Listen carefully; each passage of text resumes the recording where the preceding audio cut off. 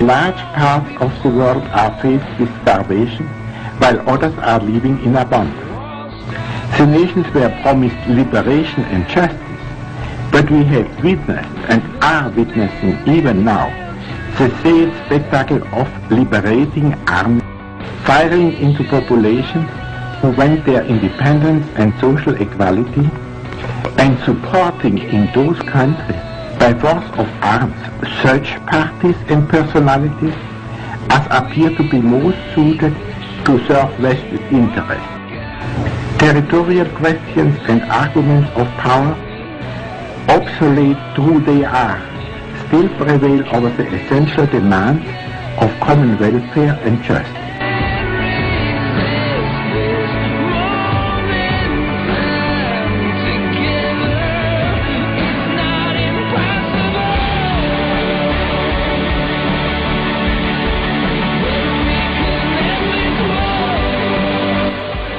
The very word secrecy is repugnant in a free and open society, and we are, as a people, inherently and historically opposed to secret societies, to secret oaths, and to secret proceedings.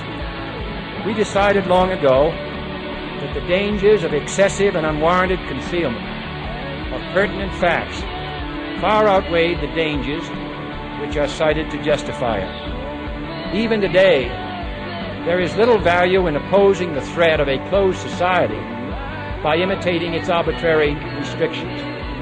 Even today, there is little value in ensuring the survival of our nation if our traditions do not survive with it. And there is very grave danger that an announced need for increased security will be seized upon by those anxious to expand its meaning to the very limits of official censorship and concealment.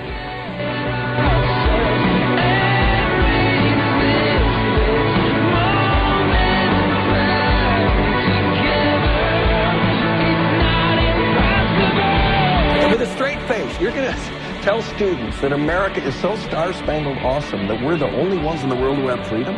Canada has freedom. Japan has freedom.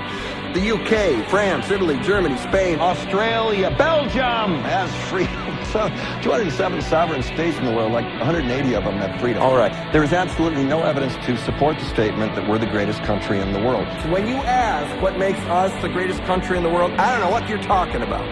It sure used to be. We stood up for what was right. We fought for moral reasons. We passed laws, struck down laws for moral reasons. We waged wars on poverty, not poor people.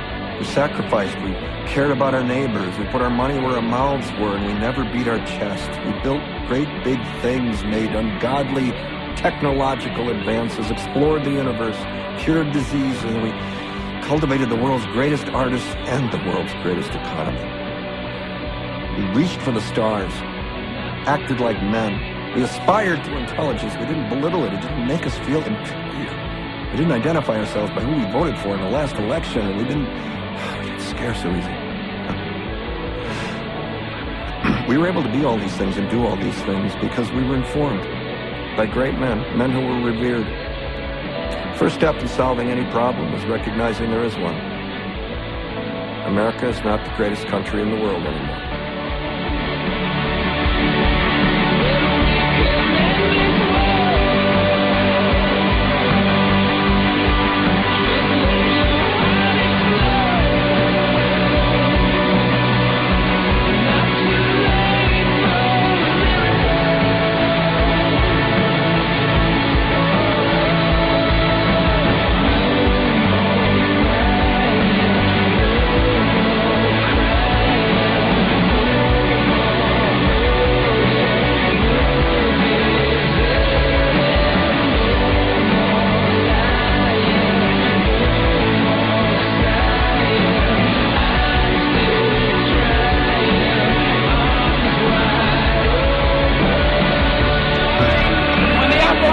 The machine becomes so odious, makes you so sick at heart that you can't take part.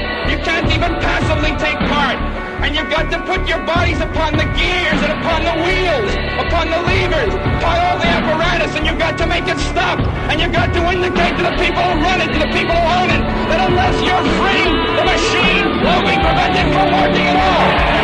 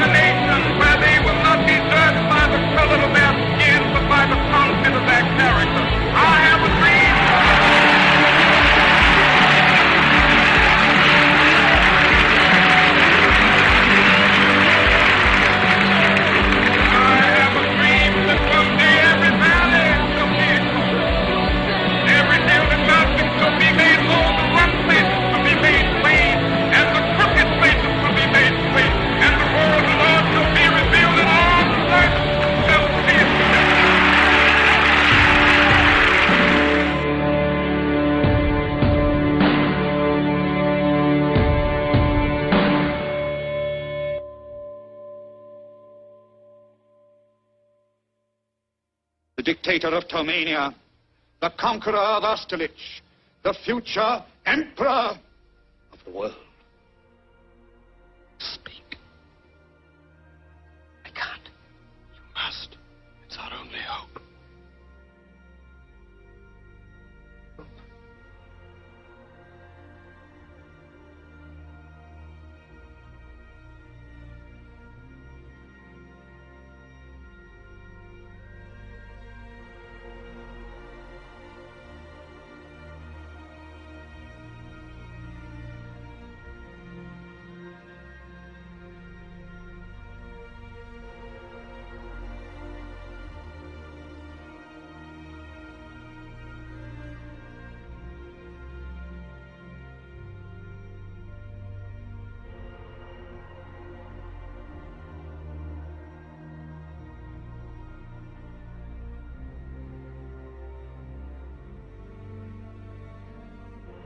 I'm sorry.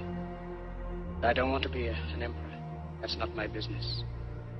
I don't want to rule or conquer anyone. I should like to help everyone if possible. Jew, Gentile, black man, white. We all want to help one another. Human beings are like that. We want to live by each other's happiness, not by each other's misery. We don't want to hate and despise one another.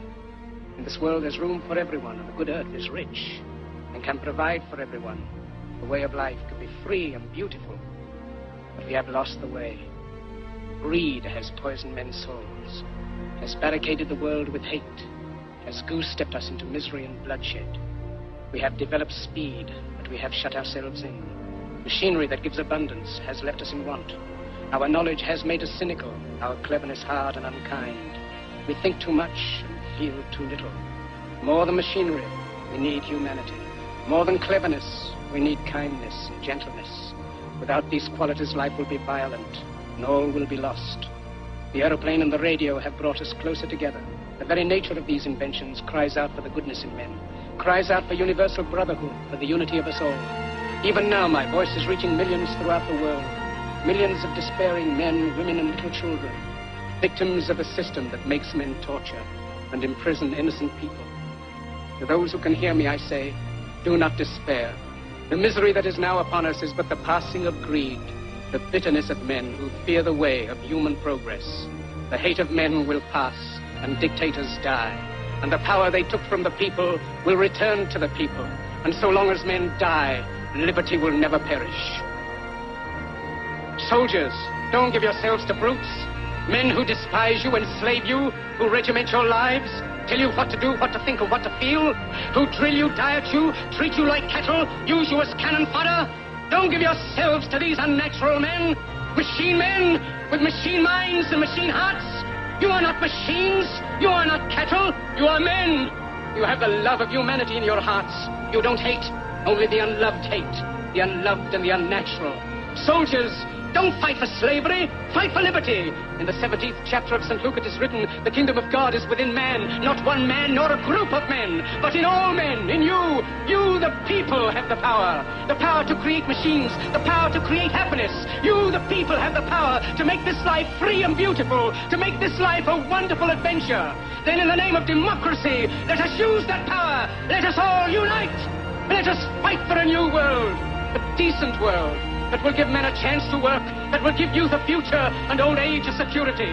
By the promise of these things, brutes have risen to power, but they lie. They do not fulfill that promise. They never will. Dictators free themselves, but they enslave the people. Now let us fight to fulfill that promise. Let us fight to free the world, to do away with national barriers, to do away with greed, with hate and intolerance. Let us fight for a world of reason, a world where science and progress will lead to all men's happiness. Soldiers, in the name of democracy, let us all unite!